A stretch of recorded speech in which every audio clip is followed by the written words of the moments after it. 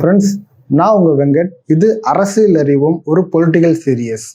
நம்ம சேனலை பொறுத்த வரைக்கும் இதுக்கு முன்னாடி போட்டிருந்த எல்லா கான்டென்ட்டுமே ஒரு தனி மனிதன் ஃபினான்ஷியல் ஃப்ரீடம் அடையணும் அப்படின்னா என்னென்ன விஷயங்கள் எல்லாம் பண்ணணும் அப்படின்றத பற்றி தான் போட்டிருந்தோம். ஒரு ஃபினான்ஷியல் ஃப்ரீடம் அடையிறதுக்கு ஒன்று நல்ல ஜாபில் பிளேஸ் ஆகி நல்ல சம்பளம் வாங்கணும், அப்படி இல்லைன்னா ஏதாவது பிஸ்னஸ் பண்ணி அதில் சாதிக்கணும். அதனால மட்டும்தான் ரொம்ப சாதாரணமாக பிஸ்னஸ் தொடங்கி அந்த பிஸ்னஸில் சாதிச்சவங்க அப்படி இல்லைன்னா சாதிக்க ட்ரை பண்ணுறாங்க இல்லையா, அவங்கள நான் தேடி போய் இன்ட்ரடியூஸ் பண்ணேன்.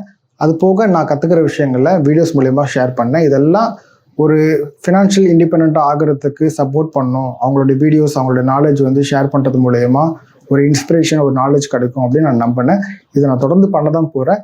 பட் இப்போ ஏன் இந்த வீடியோ பண்ணுறேன், அரசியல் அறிவோம்ன்ற சீரீஸ் எதுக்காக பண்ணுறோம், அரசியல் நம்ம எதுக்கு தெரிஞ்சுக்கணும் அப்படின்னு நினைக்கிறவங்களுக்கு இந்த பொலிட்டிக்கல் சீரியஸ் பண்ணுறதுக்கும் ஒரு முக்கியமான காரணம் இருக்குது. நம்ம எல்லாருமே ஒரு ஃபாஸ்டான உலகத்தில் ஒரு ஃபாஸ்ட் லைஃப் வாழ்ந்துட்டு இருக்கோம். மெக்கானிக்கல் லைஃப் சொல்லுவாங்கள்ல, அந்த மாதிரி. அதாவது வேலைக்கு போகிறோம், சம்பாதிக்கிறோம், வேலைக்கு போகிறோம், சம்பாதிக்கிறோம். இதே தான் ரொட்டேஷனல் நடந்துட்டு இருக்கு. சம்பாதிக்கிறோம் அப்படின்னோடனே நீங்கள் என்னமோ கை நிறைய சம்பாதிக்கிறோம்னு நினச்சிருக்காதீங்க. ஒரு ஃபியூ பெர்சன்டேஜ் பீப்புள்ஸ் வேணால் நிறைய சம்பாதிக்கலாம், லக்ஸரியன் லைஃப்பில் இருக்கலாம். மற்றபடி மெஜாரிட்டி ஆஃப் தி பீப்புள்ஸ் வந்து நிறைய வேலை செய்கிறாங்க, ஆனால் அவங்க உழைப்புக்கு ஏற்ற ஊதியம் கிடைக்கிறது இல்லை. இந்த ஏன் கிடைக்கிறது இல்லை அப்படின்னா அது உள்ளதான் அரசியல் இருக்குது. ஸ்டேட் அசம்பிளி எலெக்ஷனாக இருந்தாலும் சரி, பார்லிமெண்ட் எலெக்ஷனாக இருந்தாலும் சரி, 5 வருஷம் டியூரேஷன். 5 வருஷம் நம்ம அரசியல் ஃபாலோ பண்ணுற அளவுக்கு யாருக்கும் நேரம் இருக்கிறது இல்லை. பரவாயில்ல, நம்ம அடுத்து வரக்கூடிய எலெக்ஷன் வரத்துக்கு 30 நாள் இருக்குது. அந்த 30 நாள் நம்ம அரசியல் ஃபாலோ பண்ணுவோம். அதுக்காக தான் இந்த பொலிட்டிக்கல் சீரிஸ் நம்ம ஸ்டார்ட் பண்ணியிருக்கோம். உங்கள் எல்லாருக்கும் ஒரு கேள்வி வரும், வெங்கட், நான் வேலைக்கு போகிறேன், என் கம்பெனி எனக்கு சம்பளம் கொடுக்குது, நான் ஏன் அரசியல் கற்றுக்கணும் அப்படின்னு நீங்கள் யோசிக்கிறீங்க. அப்படின்னா உங்களை சுற்றி எல்லாத்துலேயுமே அரசியல் இன்ஃப்ளூயன்ஸ் இருக்குது. நீங்கள் வேலை பார்க்குறீங்கன்னு சொல்கிறீங்க பார்த்தீங்களா, அந்த கம்பெனி இருக்கணுமா வேணாமா அப்படின்னு முடிவு பண்ண வேண்டியது அரசியல். நீங்கள் நடந்து போகிறீங்களா ரோடு, அந்த ரோடு தரமாக இருக்கா இல்லையா, அதில் ஒரு அரசியல் இருக்குது.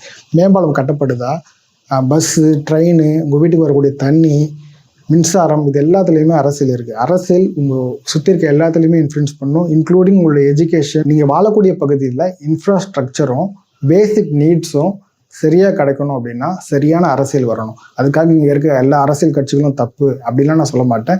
நம்மளை இன்ஃப்ளூயன்ஸ் பண்ணக்கூடிய அரசியலை நாம் இன்ஃப்ளூயன்ஸ் பண்ணக்கூடிய ஒரு நாள், அந்த வாக்கு செலுத்தக்கூடிய அந்த ஒரு நாள், April 19th அன்னைக்கு எல்லாருமே வாக்கு செலுத்தணும். அதுக்காக தான் இந்த வீடியோ நம்ம பொலிட்டிக்கல் சீரியஸே பண்ணுறோம்.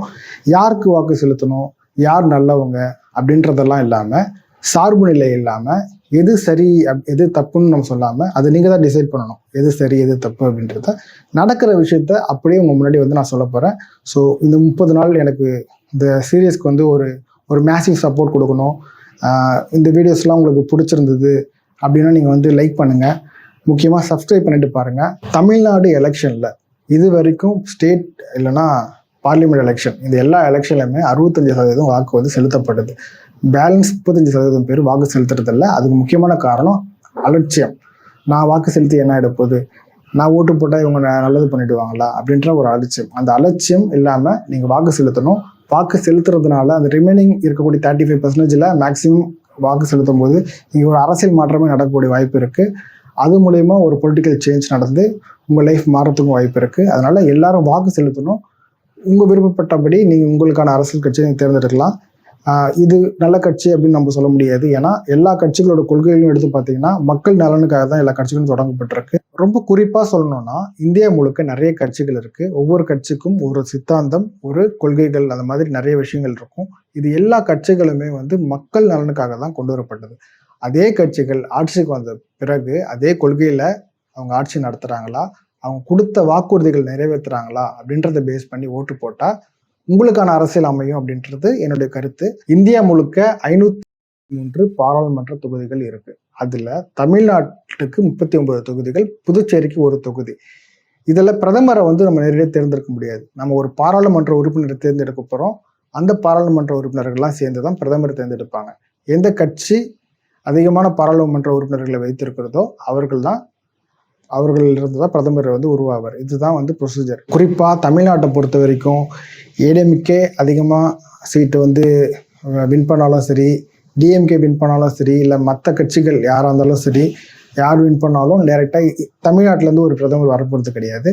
இங்கே இருக்கக்கூடிய பாராளுமன்ற உறுப்பினர்கள் ஒன்று ஆதரவு தெரிவிப்பாங்க, இல்லைன்னா எதிர்கட்சி வரிசையில் தான் இருக்க போகிறோம். ஸோ அது முடிவாயிடுச்சு. 39 பாராளுமன்ற தொகுதிகள் பாண்டிச்சேரியை சேர்த்தா 40 பாராளுமன்ற தொகுதிகள் தமிழ்நாட்டுக்கு இருக்குது.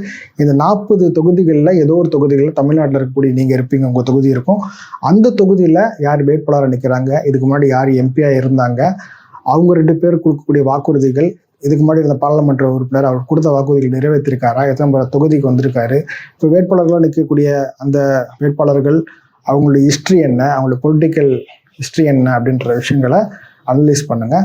முக்கியமாக அவங்க எந்த கட்சியை சார்ந்திருக்காங்க, அந்த கட்சியோடைய ஐடியாலஜியோட நீங்கள் ஒத்து போகிறீங்களா, அப்படி ஒத்து போகிறீங்க அப்படின்னா அது ஒரு பேஸ் பண்ணி நீங்கள் ஓட் பண்ணலாம், அது பேஸ் பண்ணி ஓட்டு போடலாம். அப்படி இல்லைன்னா பாராளுமன்ற உறுப்பினருடைய தகுதியின் அடிப்படையில் நீங்கள் ஓட் பண்ணலாம்.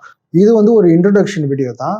இந்த வீடியோவில் நம்ம என்ன பண்ண போகிறோன்றதை சொல்லியிருக்கோம். இனி அடுத்து வரக்கூடிய அரசியல் ஆட்டம் தான் பயங்கரமாக இருக்கும். அதில் அரசியல் நம்ம நிறைய பேசுவோம். குறிப்பாக அடுத்து வேட்புமனு தாக்கல் இருக்குது. ஒவ்வொரு கட்சிகளுமே அவங்களுடைய மேனிஃபெஸ்டோ, அதாவது வாக்குறுதிகளை கொடுப்பாங்க. அதில் நிறைய இலவசங்கள் அறிவிப்புகள் இருக்கும். ஒரு சில கட்சிகள்லாம் அப்படியே ஜெராக்ஸ் அடித்த மாதிரி வாக்குறுதிகள் எப்பவுமே இருக்கும். அந்த வாக்குறுதிகள் அவங்க நிறைவேற்றவே மாட்டாங்க. ஸோ அதை பற்றி நிறைய டீப்பாக அனலைஸ் பண்ணுவோம், நிறைய பேசுவோம். இந்த வீடியோ உங்களுக்கு பிடிச்சிருந்ததுன்னா லைக் பண்ணுங்கள். இது மாதிரி அரசியல் நிகழ்வுகளை தொடர்ந்து பார்க்குறதுக்கு நம்ம சேனலை சப்ஸ்கிரைப் பண்ணிட்டு பாருங்கள். வேறு ஒரு நல்ல வீடியோவோட நான் உங்களுக்கு திரும்ப சந்திக்கிறேன். தேங்க்யூ.